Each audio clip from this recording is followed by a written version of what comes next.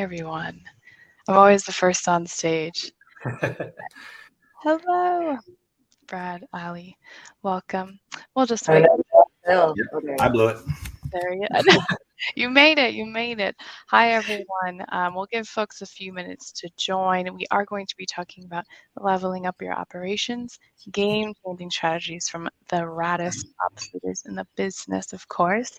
And I completely forgot to prep you with an icebreaker. So sorry, it's going to be a surprise. I'm going to ask each of you, what's the best day you had recently? Ali, I'd love to start with you. The best day I had recently was probably the day I got engaged. Congrats. Thank you. It was the day before I went on like a family vacation. It was just me, my fiance, and our dog in the backyard. It was like perfect. That is so cute. Congratulations. Bill, can you top that? Did you get engaged recently? No, I've been married about 10 years now. However, a wife story, my wife and I play a lot of poker. And in January, we went to an event, World Series poker event. And I was going to go and play in some ring tables. My wife realized what was going on. You're going to be playing poker all weekend long. Oh, my God. She ends up playing and qualifies more than I did the whole weekend. Wow. And I'm like, That was fun. I love that. Brad, last but not least, your best day recently. Yeah, I'll stay on theme here. Actually, over the weekend, we were in Austin, Texas. And while it's already hot here in Atlanta, it's arguably much hotter in Austin right now. But it was one of the first days where we've literally been outside the entire time, walking around different restaurants, patios, food, drinks, you name it. Just perfect weather. Spring is here. And so it was a great day over the weekend. Oh, love that. I did the same, and now it's like almost snowing in New York, but I love that. All right, y'all, let's get into it. So today's event is brought to you by the team at Modern Sales Pros. That's me and a lovely group of other 7 of us. If you're not familiar, Modern Sales Pros is the world's largest and highest quality community for those in sales management, sales leadership, sales and rev ops, and sales enablement, aka our Modern Sales Pros. And our mission is to create an environment for our members to answer questions they struggle to answer on their own. I help them see around corners they might not even know about. And we do that through great live sessions like the one today.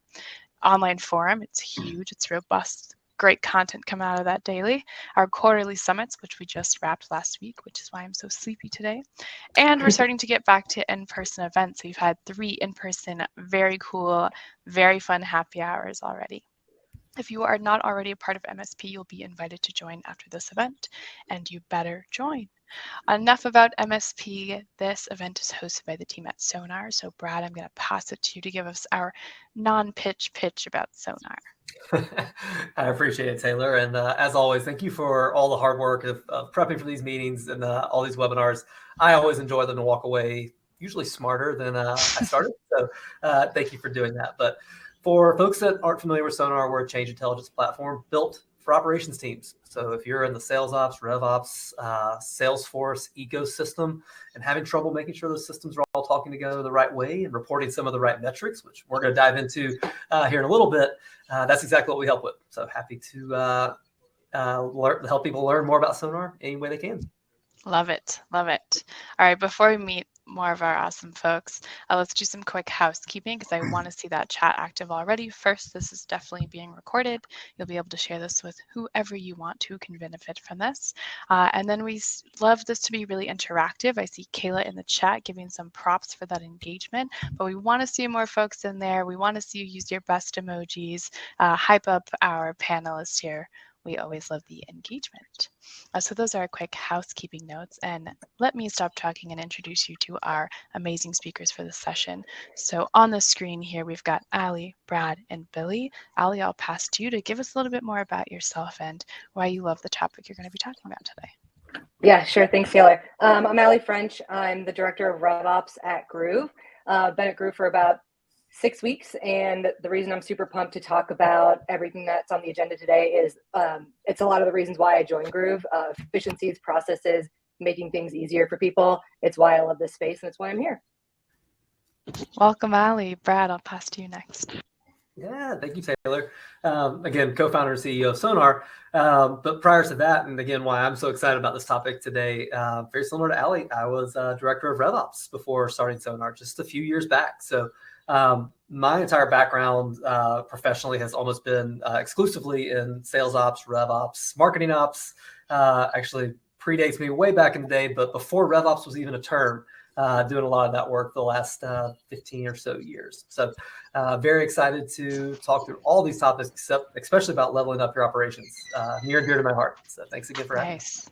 Yes, we've got the alignment champs here. Billy, last but not least. All right. Well, my professional career started with the U.S. Coast Guard, where I learned all about instructional design, process improvement, human performance, and all that really cool, touchy-feely stuff. Went into corporate world and went into sales. And my first sales manager said, "Don't worry about what they taught you. I'm going to show you the right way to do it."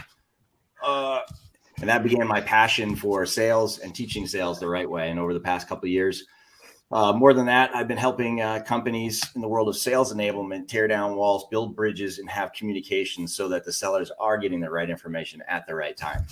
And that's me in a nutshell. Ooh, tear down walls, build bridges. And then, Bill, you gave me some awesome advice afterwards. We're just like, just do it. If you want your own mic, just go get it. And I feel a little more independent already. There you go. All right, let's dive into the agenda. So these are our topics of discussion today. We're going to be talking most important metrics you should be tracking for growth and alignment, how to identify common red flags in your processes, and then remove those. Ways to instill a data-driven strategy through your entire ops process, and then the tech and automation your team needs to thrive. You can't just let it all sit there. All right, let's dive right in. If you did not know, this event is actually a part of a 4-part content track on redefining operations that we're doing with Sonar. In our first track, we did a little couples therapy session for RevOps and sales. And then our second track, we talked strategies on how to unify sales ops and marketing ops. And then today, we're going to talk about leveling up your operations strategy game. And we know that operations is constantly changing. You have to be innovative, quick, reflective, and keep things running smoothly. And our keyword is always alignment here. So let's talk about the metrics and the most important ones for tracking alignment and growth. And Ali, I'd love to start with you. Give us your best thoughts here. Yeah, so I think one of the things that I think is important and Bill kind of mentioned this earlier is, making sure, or maybe it was Brad, like not having biased metrics you're tracking. So like if marketing is saying, hey, we're producing all these MQLs, and sales is like, well, where are they going? What's happening to them? Is agreeing on what's important. So is it conversion rate from lead to contact to opportunity, and then opportunity progression? Because you can be building a lot of pipeline, but maybe it's not quality pipeline. So building pipeline is great, but there has to be a quality metric involved in the quantitative metric. Otherwise, numbers are great, but if like that's not converting to customers, then maybe we're not on the same page in terms of what quality metrics we're tracking. I love that. While I'm taking notes, Brad, Billy, anything you want to add there? In that same vein, Ali, you mentioned earlier, the process is so critical important. And many times people operating in their own little worlds, they track the process to the wall or to the next wall, and then they pass it off and they go, well, I don't know what happens. I just send it over to them. And we need to go, let's step back for a second. Let's track the entire process. Where does it go here? Who's next? Who's responsible? So that when there is a problem or something does go wrong, we know where to identify. Frequently, I ask sellers and leaders, what's the most important part of a car? And they'll say, well, it's the car, it's the steering wheel. No, it's the driver, it's the engine, it's the that. No. Imagine, if you will, you're on your way to an airport and you get in the car and you turn on the key, it goes click, click, click, click. What does that mean? We all know it's the dead battery. What's the most important part of a car? It's the battery at that moment. The most important part of a car is the part that doesn't work. Therefore, the part of your system and your process is the part that doesn't work. So if you know what your process is, and you can and when you know something's gone wrong, then you can go in and fix it. Brad, you're a CEO. You've got all kinds of systems. What are you doing?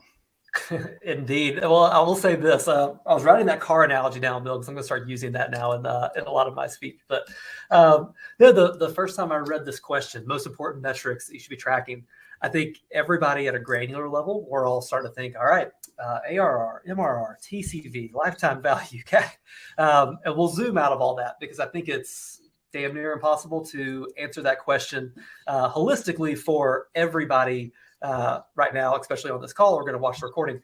everybody's business runs differently. So while CV might work really, really well for somebody else, daily active users might be the most important thing if you're running a totally different type of company. Now, of course, we're all near and dear to growth metrics, especially if you're on the founder side of a company and you're always trying to maintain a specific growth rate month over month, quarter over quarter of those pieces.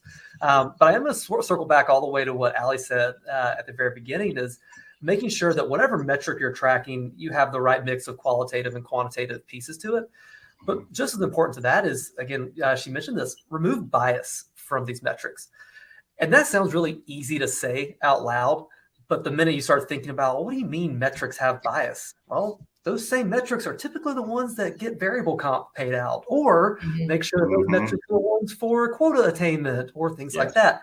And so very, very quickly, you're like, oh yeah, that metric does have a lot of weighted bias towards sales, or MQLs and SQLs and everything QL has a lot of weight towards the marketing side.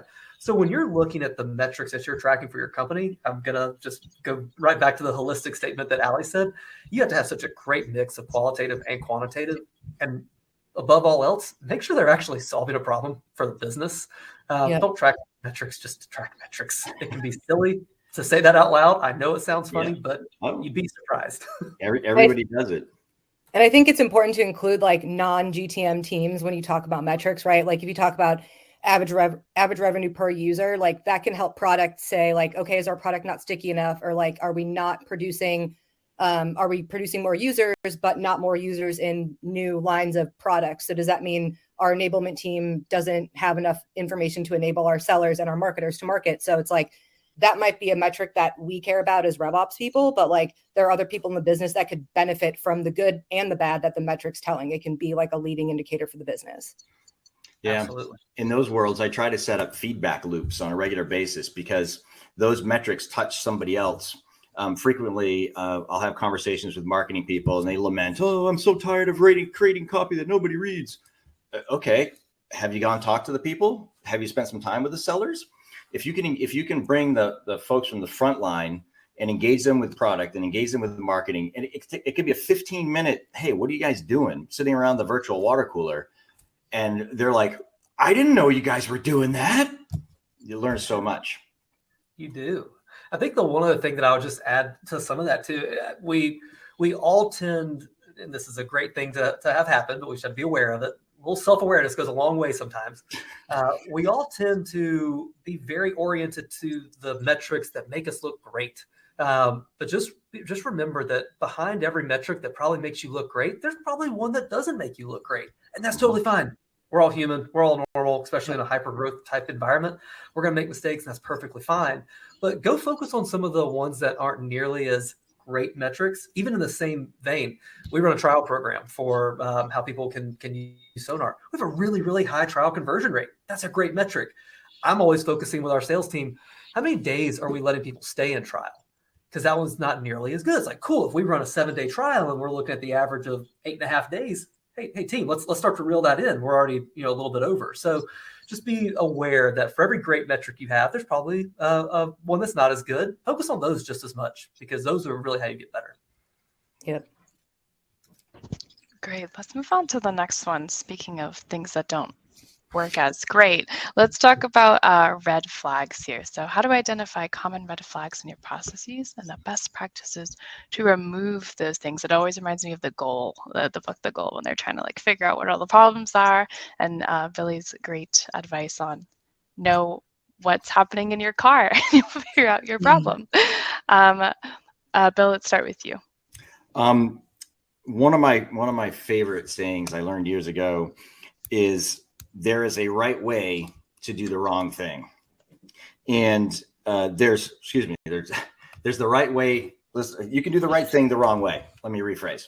So many sellers are out there and they're doing it and they're crushing it and they're doing it. And then somebody goes, why are you doing it that way? That's not the right way to do it. I'll just ignore him. He's making money anyway.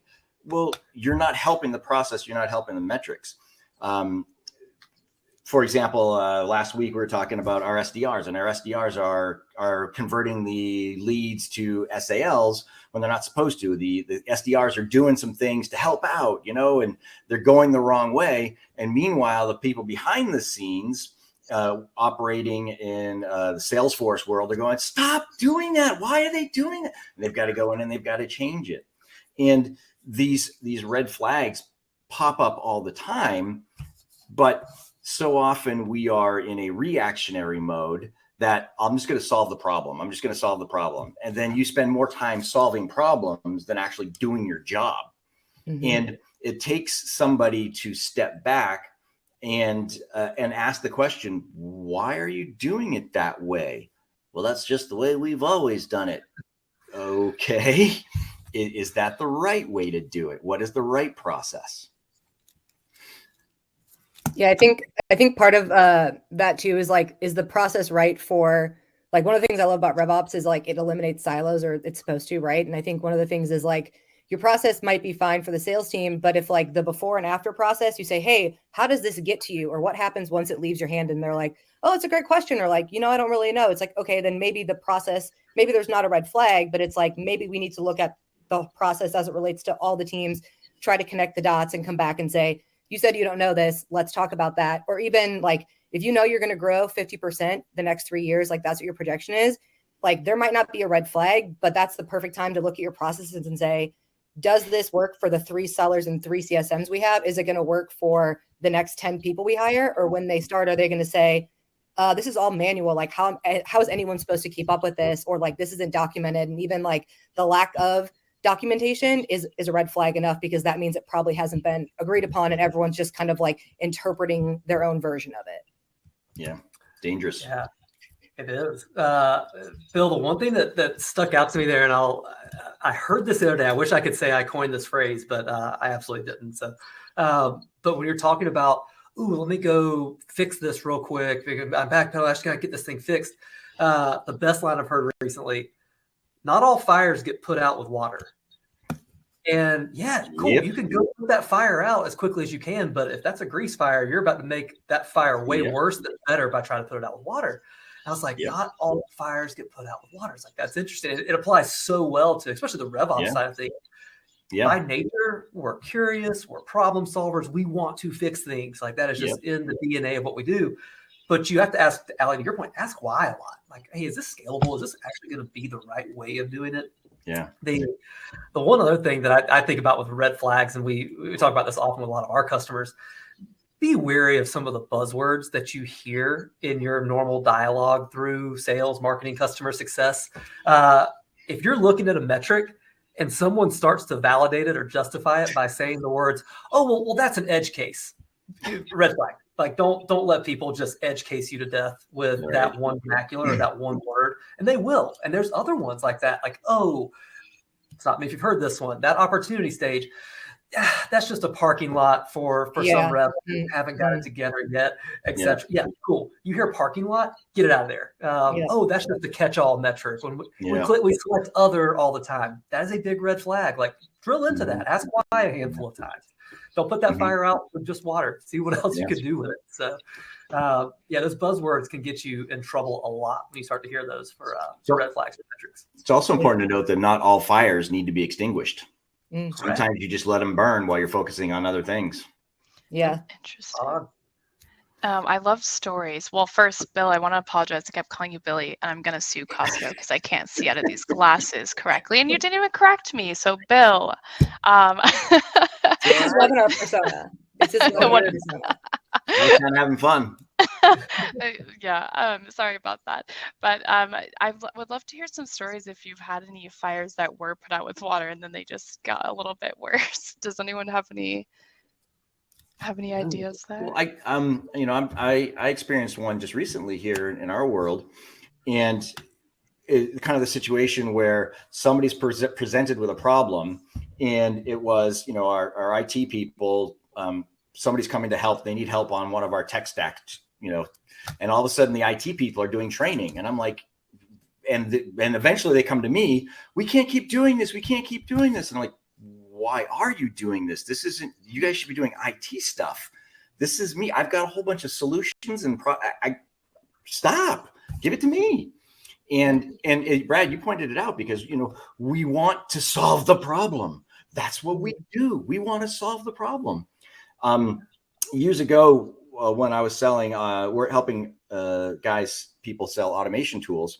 One of the things that the sales manager would frequently ask the customers is, what stupid thing are you doing today that is taking you away from your job? If you could just get rid of that and then go do your job, what would you do? And so many, we're all nodding our head. I'm sure people in the crowd are, yeah, yes. And that's why Sonar exists, to solve these problems. We exist to, bring about solutions. And I frequently tell sellers, look, these people aren't buying our software just to employ the IT department. They buy software to solve a problem. What is that problem? Yeah, I love that. Brad, Allie, anything else you want to add? It's not really a story, but more of just like something that I've always told people that report to me, whether it's like an intern or a full-time person, is like, a lot of people like RevOps is like the easy button, right? So they're like, hey, what am I supposed to do here? Like, how do I handle this? Or like, what's the process for this? And if you just like not ignore the Slack, if you mark the Slack as unread for like 10 minutes, 9 times out of 10, they'll come back and they'll say, oh, never mind, figured it out. So instead of like you stopping what you're doing to answer their question, they'll figure it out. Like, I mean, I was a Salesforce admin really early in my career with no training. And I spent a lot of time just like Googling instead of like asking people like, hey, what, like, there's nothing wrong with asking for help. But if it's something that like they should have been trained on, they can answer it themselves. There's probably documentation. Or if the same person or people are asking you about the same questions, like, okay, maybe it is time to revamp that process. Right. Maybe that is your red flag, is like, you've got a bunch of people, whether they're like new people to the team or old people to the team, like maybe that's a red flag. Yep. There's an actual term for that, and I can't remember the name of it. But when you just ignore it, and they eventually solve their own problem. Just let them solve their own problem. Wonderful book/article everybody should read. It's called "Who's Got the Monkey?" If you haven't read it yet, go look it up. It's a really great leadership message. Writing that down. I need a new book. Always looking for good books. The one that I can reflect on, like very early, this is like early days of Sonar, so many years ago. Platform was still growing. We're still getting new features baked in, all that fun stuff. And we had one of our bigger customers come to us and say, hey, this one thing's not working. How can we do this? So very, very small bug in the platform. And I sent it over to one of our newer engineers, and he's like, oh, that's easy. I can get that fixed in probably like 30 minutes. Is it okay if I just take it all offline, go fix it? I was like, no, don't put that fire out by taking everybody offline. I'm making you aware of this one thing that needs to get fixed.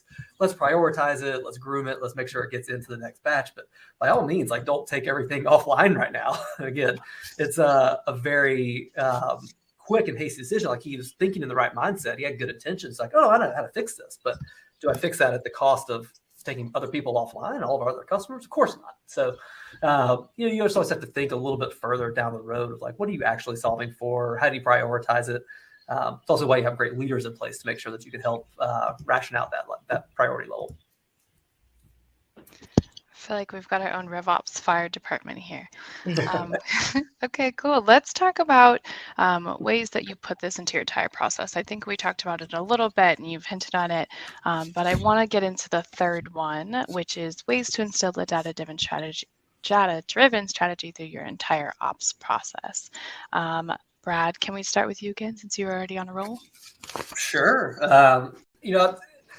Being data-driven, in my opinion, I think takes the entire village. I don't think you could have 1 or 2 people in your company that are very hyper-focused on data and metrics and how we perform, and the rest of the company be like, okay, whatever, we'll pay attention to it. I think it takes from the top down. You better have a highly data-driven mindset from a leadership perspective. And I think once you establish that at the front of it, declaring really which of your metrics are truly the ones that are going to be moving the business forward. I think everybody at a tactical level has probably been in some Salesforce where there's 19 different versions of ARR or NPS or anything else like that, to where you can just get almost paper cut to death with too many versions of a specific metric. So truly identifying the ones that drive the business forward. Here's how exactly we're calculating retention. Here's exactly how we're calculating growth rate. Here are all the components that go into daily active users. Whatever your metrics are that you're doing, put a gavel in somebody's hand. My hope is that it's at the top somewhere and they're banging it and saying, yes, this is the true North Star for what moves our business forward and the metric that drives us. But if you've got too much ambiguity, and a lot of that can be centered around tech debt and other pieces, that not knowing what system is driving what metric and what piece of information is being driven by where or by whom, it can get gnarly really fast. Mm-hmm. But if you're smart enough, again, and direct enough and deliberate and intentional enough at a leadership level to say, here's our metrics, here's the 10 reports that we drive the entire business on. People, feel free to make a copy of that report and slice and dice it however you want. But if you need a source of truth, we're starting here at this dashboard or at this report. It just goes so far to making sure the whole company is aligned on what metrics look like what. I would say similar to like Brad mentioning, you know, if like people talking about outliers or like, oh, that opportunity stage is just a parking lot.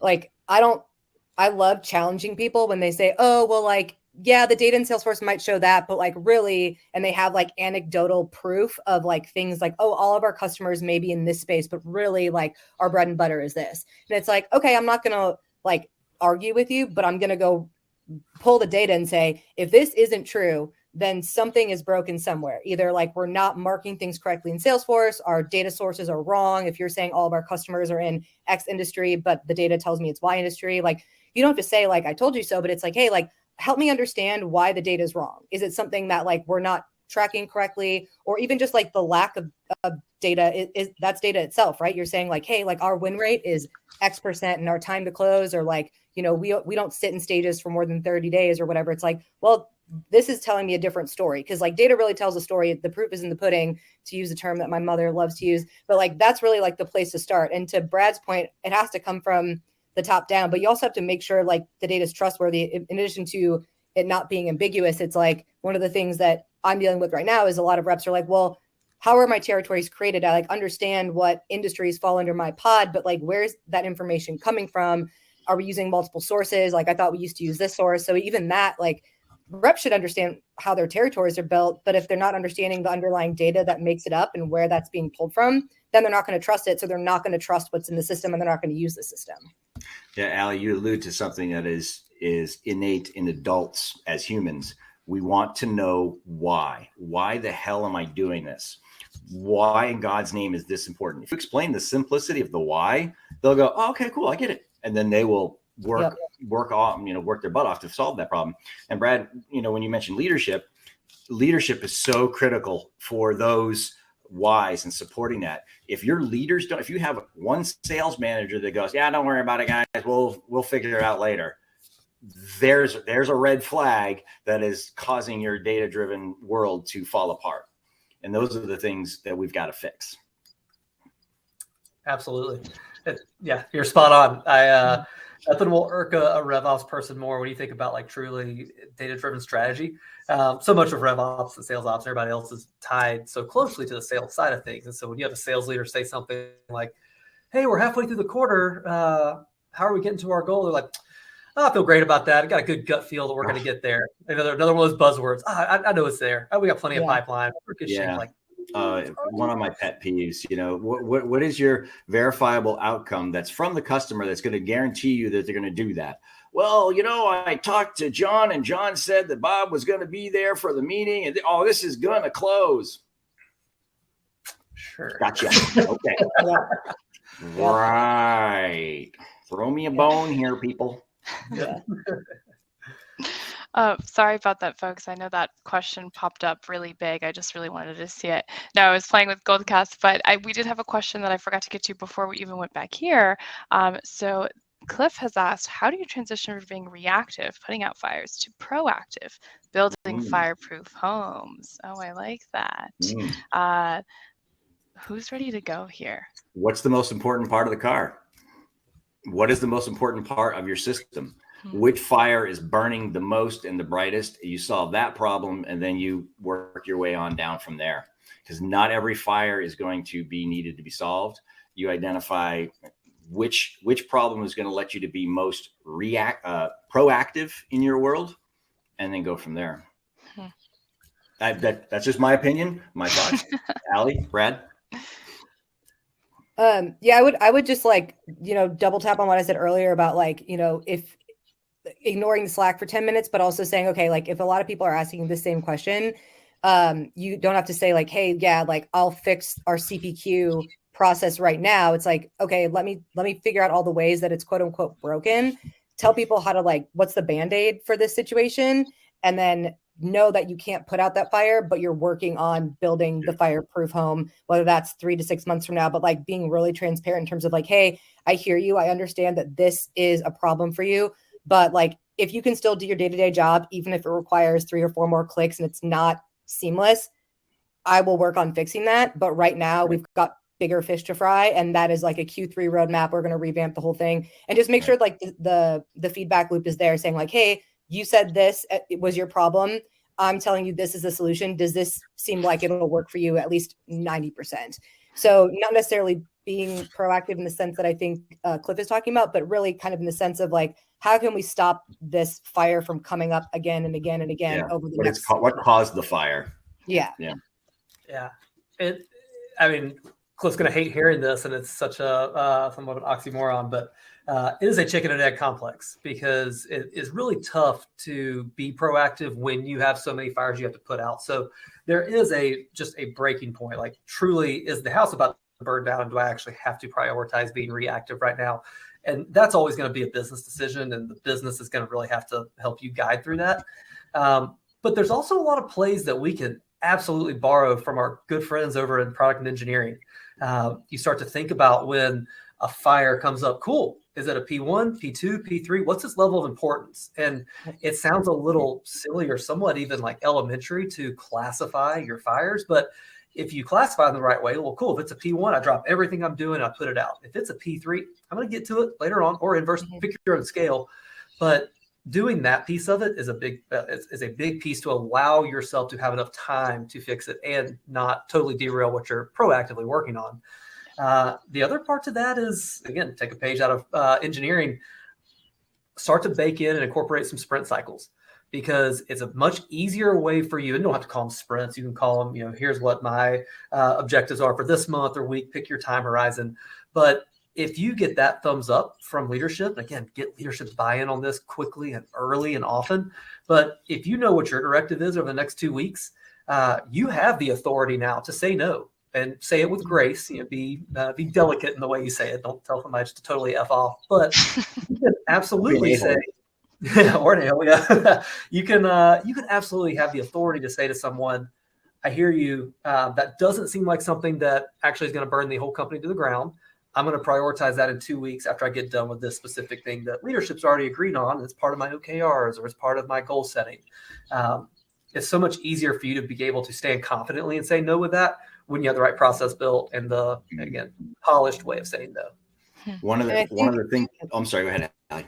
I was just going to say, like, similar to Brad, like, P1, P3 is like, we have a Jira board where we have all of our like user asks and then projects. So people have visibility into what we're working on, what's in the backlog. And then if I've got like 15 requests from one team and they're like, hey, like, can you do this thing real quick? Like, I hate when someone says real quick, because that's not a thing in RevOps, because there's all those other, intertwined pieces. But I'll say, hey, of the things you've asked me to do, which ones are your top 3 priorities? So I can make sure this quarter I'm focusing on what's going to benefit you the most. And sometimes just asking them that question and making them think about it, they'll say, oh, yeah, you know what? Like, this isn't actually that important. This can wait. Because otherwise, if you don't ask that, like, you're just going to assume everything is P1 when really, like, it probably isn't. And making them like articulate that and actually think about it is something that I've started doing like in the past couple of years that has been super valuable for me and my team. And just like me not always hitting panic when somebody goes, panic. Yeah, that's a great point, Allie. And it's a very mature response too, because as we talked about earlier, we all want to solve the problem. And one of the challenges that I had earlier in my adult life was I wanted to say yes to everything. And when you say yes to everything, you can't do it all. So you have to learn how to say no very good. And what you just described, Allie, is a great way of saying, help me say no to the things that I need to and yes to the ones that I have to. And then you let them describe it. And that's a huge skill if you can say no and help them be part of that process. Yep. People don't always like it, but once they like realize it and they're like, okay, it's not no, it's just a not now. Right. And most people are pretty understanding as long as you're clear and like the visibility of like, hey, here are all the asks from you and all the other departments. People go, oh, okay, like you do have a lot going on. It's not just me. Right. Mm-hmm. I'd love to know a little bit more about your communication pieces with all of you, because you've talked a little bit about that, but what does transparency look like for the three of you? And then what's your best communication methods for all of these complex things that you're trying to get across at all time that really drive home that alignment and that transparency and that credibility that you're building with your team? Oh, Bill, what is that face? There's wow, there's a lot of faces there. So it is over communicate frequently on a regular basis. And often what happens is, I know in my world, I want to communicate with everybody, but I can't. And next thing you know, this project comes up and I'm focusing on this and I totally forgot to focus with these people and like, oh, sorry guys. And then I'm back over here and I'm like, oh, one of the things that I work hard with sellers, because I want to get sellers the right information. And every department wants to get sellers the right information. Marketing throws something, product throws something, they all throw them over the fence. And like, I have to stop guys. I need to control the amount of noise coming at your sellers. And how do I reduce the noise to signal ratio so that we can stop this problem and sellers can focus on the one or two things that they do. And once we can get that communication, and sometimes I have to be the filter for that, now I can get the sellers the right information, because we have all experienced it. There's that one or two sellers that go, hey, don't worry about it. Just go over to product, talk to this guy. He'll get you the right information. Now we're doing the right thing the wrong way. And we're not getting that information out. And sellers have an incredibly limited attention span and focus. Their focus is on money. And if I'm not making money, I don't want to do it. And if I have to spend more than 3 minutes trying to find this piece of information, I'm not going to go do it. And I will go to the shortest path there. And so, but to get to that point, I've got to have sidebar conversations with the people in marketing, the people in product, the people in HR or whatever it is. Help me get the right information to these people, but in the smoothest fashion. I love that. Reduce the noise. Yeah, I'll piggyback on that with Bill. There's a term that can get quickly misinterpreted, so we'll unpack it, but it's selective transparency. And you hear that like on the surface, you're Disclosure. like, wait. Yeah. You're like, wait, selective transparency? No, you need to be fully transparent. Or like, wait, do I? Same thing. You have a sales rep come and ask like, hey, does our product do X? Parents do that too, by the way. Well, parents do it often. Very often. But like, again, if a sales rep comes over to somebody on product and says, hey, does our product do X? I just got this request from from a potential customer. Answer that with the exact right amount of information, not more, not less. So don't just say no. You can say, no, it actually does this instead, but you don't need to go as far as like, no, but it's funny, 4 sprints from now, we already have that queued in our backlog and it's going to be hindering on if we have this other integration built. And what if we do this? You just flooded them with way too much information. They don't know how to go back and articulate that. So, selectively knowing your audience is the best part of that. Like you need to know your audience, what is going to give them the right amount of information at the right time to get their job done, not confuse them. And one of my favorites is, here's a link to the answer. Go look it up. Yep. Let me Google that for you. Oh, I wish that website was still around. I know. Just took it off relatively recently. Just kind of made me mad. I used to do off joking with that one. My wife did that to me a lot when we were dating. I would just say like I mentioned our Jira board, and like people, like it's public at the company. Anyone can go there at any time and see what we're working on. And we keep all of our, like it used to be all done in Slack. And like I've only been at Groove for 6 weeks. And my first week I asked now my direct report, I was like, how do you keep track of like people's asks and like what the status is? He's like, I kind of like just try. And I'm like, okay, well, if all the follow-up questions are happening in Slack, if I as your manager want to say, hey, what are you working on? Where are your priorities? What are you struggling with? Like, I can't see that. I tried to go through Slack and I was like, this is just not happening. So now when somebody says, hey, like, why aren't you guys working on this? Or RevOps doesn't need another headcount, I can say, okay, then what is going to happen to these 55 projects that are all in backlog?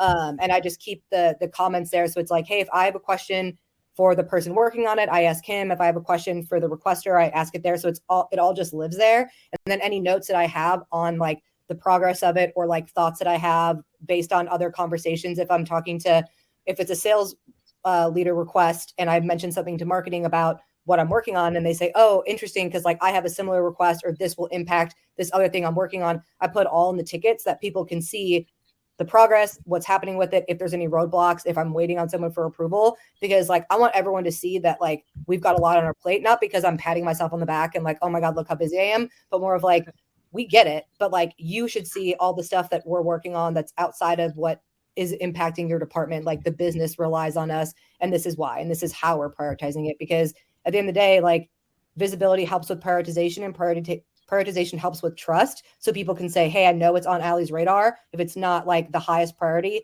she'll get to it. And then if people come and the ticket's been sitting in backlog for a month, they can ping me and say, hey, what's the status on this? And sometimes it's like, you know what, honestly, like this just kind of fell off my radar, and like, let me reprioritize and shuffle it based on whatever upcoming events or, programs we've got. Amazing. I got all the tools now I need from the three of you. Fantastic. Let's move to the last topic here, which is the tech and automation your team needs to thrive. Just going to pop that up on the screen for our visual folks. Now it's gone again. Brad, I'd love to start with you. What's your tech stack looking like? What are you automating?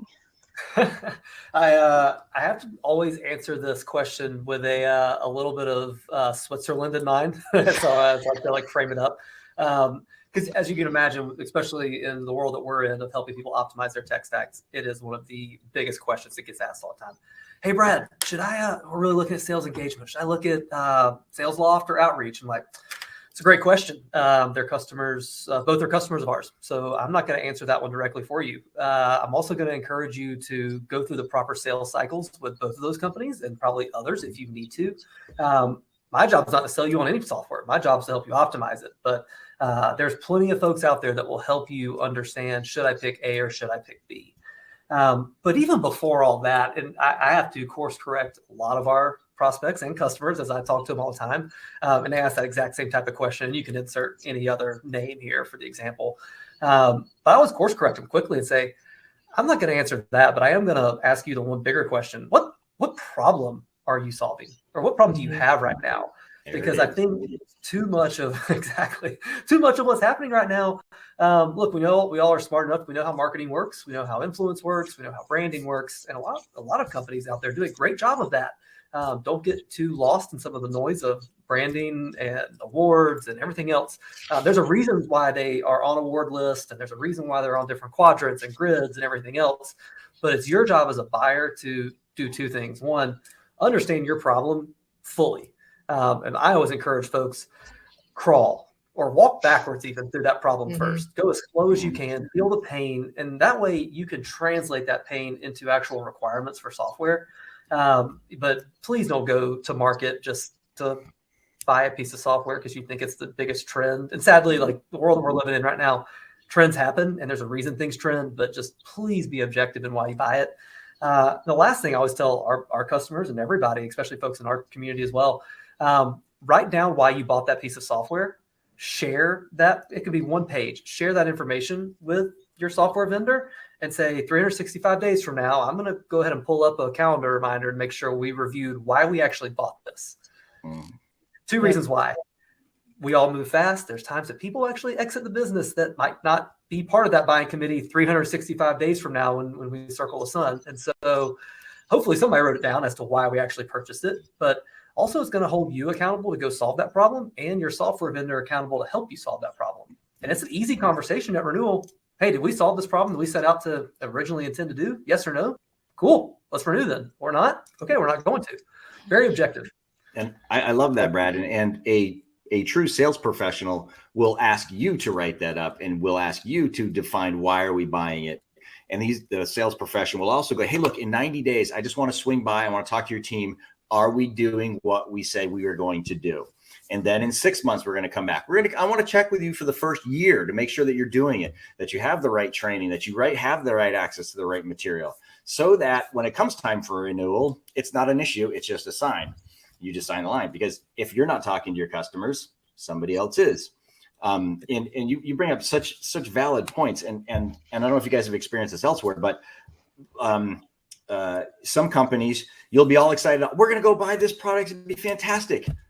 3 other departments are thinking about the exact same thing, and they're buying 2 different versions of it somewhere else. And 3 companies ago, I had somebody from IT call me up and said, "Did you know that these people are buying?" I'm like, "No, I didn't know that." It's like you need to have the czar that oversees all of it going, "Hey kids, no, let's get together and let's talk about this. Why are we doing this?" Gosh, because if you don't have the why, you're wasting time. I think the why is important, but I also think maybe like the how, like, do you have a person in place to manage the tool, and do you have a process to support the tool success? I've had a couple like really terrible experiences where like somebody was like, "Hey, I just bought this tool," and I'm like, "Oh, okay." So like if it's reading Salesforce data, but it doesn't actually, like, we talk about opportunities, it talks about something else and it doesn't work, then we're operating on 2 CRMs. Or I had an instance where our sales leader was like, "Hey, Allie, forward me this email." They're like, "This is a really awesome tool. It's going to level up our sales team." And I'm like, "Great. So what happens when these new leads hit the system? Like, who's responsible for following up with it?" It was basically a software that manages like job changes and alerts you when like a champion goes somewhere else. I'm like, "This is a great software, but is it marketing that's going to follow up these people? Is it sales?" And it was basically like, "Oh, no, we'll figure that out later." I'm like, "Okay, well, who's managing the tool? Who's setting it up? Who's setting up the alerts?" They're like, "Oh, we'll figure that out later." We churned as a customer because like I was like, of these X amount of leads, we followed up with 3 of them. That's like $700 per lead. It's not whatever. 6 months later, I got asked to, re-implement it by somebody else who was new to the company. I said, "Okay, but like you have to fill out this document that says who's managing it, what the process is, how we like what teams need to be aware of it," and just like force them to do that. Did it delay us implementing the tool by 3 months? Yes, but we had everything figured out so that when it came time to implement it, there wasn't a bunch of like, "Hey, we paid for the software a month ago, but we haven't actually been able to use it because we're trying to figure that out. So now we only have 10 months of valuable time with this tool versus 12. So what's our ROI going to be on a 10-month deal? And like, does everybody know about this? Like, is the plumbing there? Otherwise, like you're just throwing money down the drain and you're going to come back a year from now and go, "Well, why did we buy this?" Like, right. One of the things that I try to help teams look at is, why are we buying it? Great. What is the behavior that we're trying to automate or replace? Are they doing it today? And if they're not doing it today, no amount of software is going to get them to actually do it. So let's get to the root problem, not the software problem. Yeah, I think to answer Cliff's question about adoption and enforcement is like, what I try to do, and it obviously depends on the size of the company, is like for that tool I was just mentioning that we re-implemented, is there was like someone on the CS team and someone on the SDR team that was really excited about the tool. They had like seen about it, they had seen the demo, whatever. Is find an internal champion, just like I would if I was a seller. Like, who's my champion at this org that's going to help drive user adoption? It's like, who is my champion internally or champions internally that are going to be the people that help drive adoption amongst their team. Before I started at Groove, I was a Groove customer and I had my internal champions that I was like, "Hey, SDR, AM, like this is the use case." And they were so jacked about it. I involved them in like brainstorming. I was like, "Hey, I've got this idea. What do you think?" And they were the ones that, like stress tested and then took it to their team. So it was somebody that was an end user that's on their team telling them about the benefit and showing them how to use it, versus me, RevOps system lady going like, "Hey guys, this is a really great way to make yourself more productive." It was showing them by someone who's like in their same, world. Well said. Brad, why are you smiling? You look like you're ready to go. No, I mean, it's just it's so spot on from what both of them said. I think the second part of that, which you didn't totally touch on, was a lot of the automation side of it. But you can take a lot of the same mentality that we just talked about on the automation side. I don't know anybody that can tell me how they've ever automated a process that was not manual first. 100%. Yeah. You would be shocked. And Allie, I'm sure Bill both are getting like requests sometimes from the business, like, "Hey, I got a really good idea. Can we automate this process over here?" Like, we don't even know what that process looks like right now. You just came with some fancy, like, click the button 3 times and we'll automate something. Like, one, it's way more complex than that. 2, you haven't even like baked out a process yet. Like, bake that out, crawl through that process first. If that process works, hell yeah, I'll automate it. Like, that's great. I know how to do all those automation layers, but otherwise, I'm not going to automate a process that doesn't even exist yet. Yeah, the crawl, walk, run is so important, because I feel like for RevOps especially, people are like, "Man, I got this great idea," and it's like, "Let me add to the board." But then you make them think about it. They're like, "Oh, well, like that's like back end stuff. I'm like, well, yeah, but the back end triggers and that kind of stuff is what I need to make automations. I can't just snap my fingers.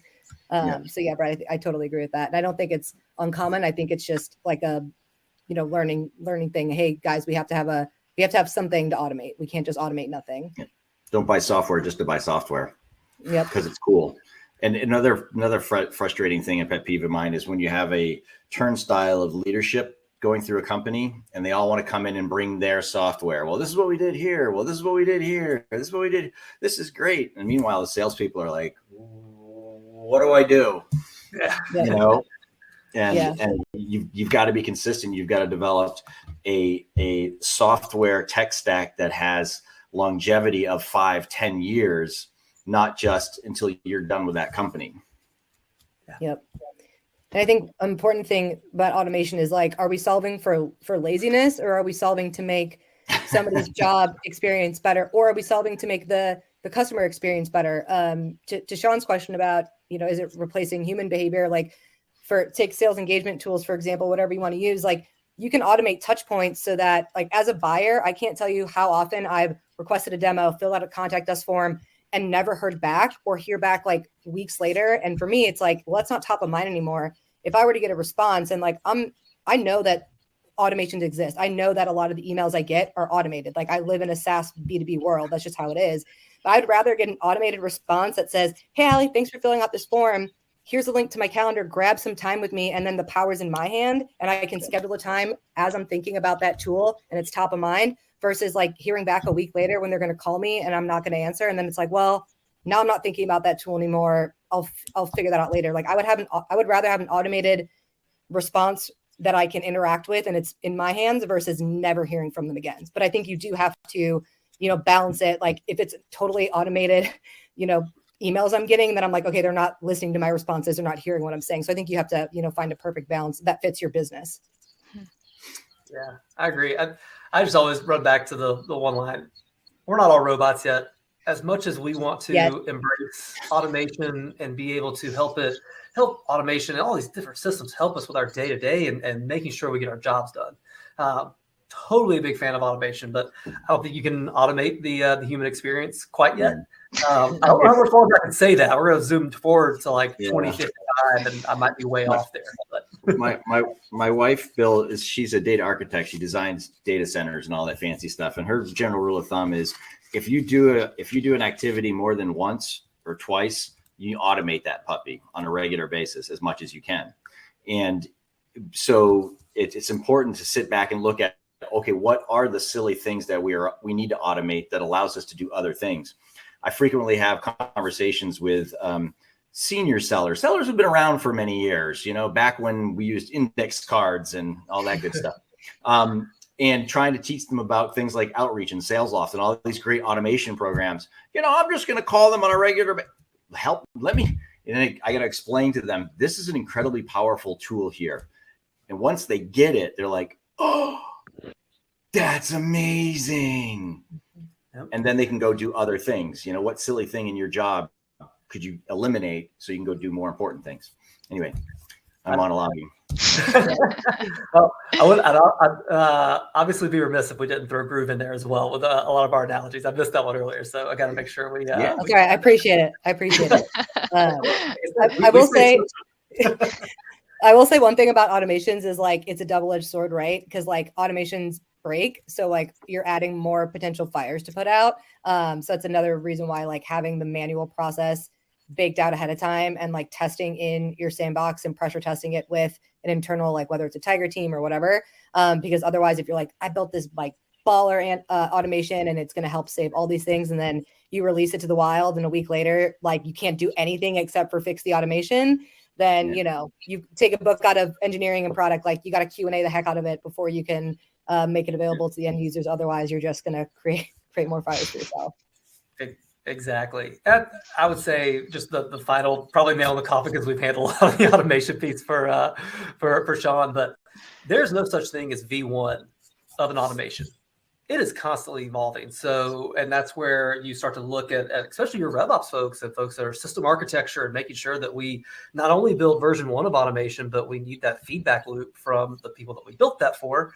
Cool. How can we make it better? V2, V3, V4, and all that. The only way you get to V2 and V3 and V4 is getting so much of your feedback from your internal customers, your users. But again, I don't think we're all robots quite yet. And so I don't think we're going to be fully replaced by automation, but who am I to say? We'll look up soon and maybe that's a different story. Yeah, let's sync up in 30 years and see where we're at. Sean, thanks for letting us off with a spicy note. We do have 4 quick minutes, so I do want to get our tweet length key takeaways. So if you had to say one sentence of what you want folks to walk away from this discussion with, what would that be? Does anyone want to volunteer first? Allie and Bill are doing the thing like when you don't want the teachers to call on you. I'm looking up. I'm looking up at the ceiling to see if the answer. I'm censoring myself, because I could go on forever on this. So I'm gonna let me think about this for a minute. Okay, Brad's ready though, I think. So Brad, I'll start with you. Okay. Only because we've had so many good sound bites that if 140 characters had to do it, not all fires get put out with water. Yeah. We're not robots yet, but same thing, Bill, to go back to your car analogy. What's the most important part of the car? Probably the one that's screaming at you that's not working right now. And I would encourage anybody, if we're going to center that back around the data side of things at 140 characters, track what matters and make sure there's a unified thumbs up on what actually matters across your business. In 140. Love it. Mine kind of aligns to Brad, and maybe it's just repeating it. But if it's not broke, don't fix it, with parentheses yet, because like a lot of times, even myself as a RevOps leader, I'm like, oh man, I think I'm going to solve this problem and it's going to make everyone's lives easier. But then when I talk to the people whose problem I'm trying to solve, they're like, yeah, it's not really a problem right now. So it's like, okay, put that on the back burner. Just like if it's not the hottest fire, don't put it out. Help, be proactive instead of reactive. Don't just sit there and solve people's problems. Let them figure it out on their own. Love it. Last but not least, Bill. So around the why, you want to make sure that you ask the why, and why am I doing this? And also ask who else needs to be part of this conversation, because I'm not operating in a vacuum. And then develop a professional, childlike curiosity and just ask a lot of great questions. Who else? Why? Why does it go this way? Why do we do it that way? That will get you a lot further than just buying software. Ooh. All right, mic drop. Thank you to the 3 of you so much, Brad, Allie, and Bill. Absolutely. With no why. Thank you so much for coming to speak, and Sonar for sponsoring this event. Like I said, this is number 3 in the 4-part content track series. We're going to drop the link so you can get registered for the 4th one if you want more hot takes and great content like this. But it was absolutely a pleasure to spend an afternoon with you all, and have a great rest of your day. Panelists, if you click that leave stage button, I will see you backstage.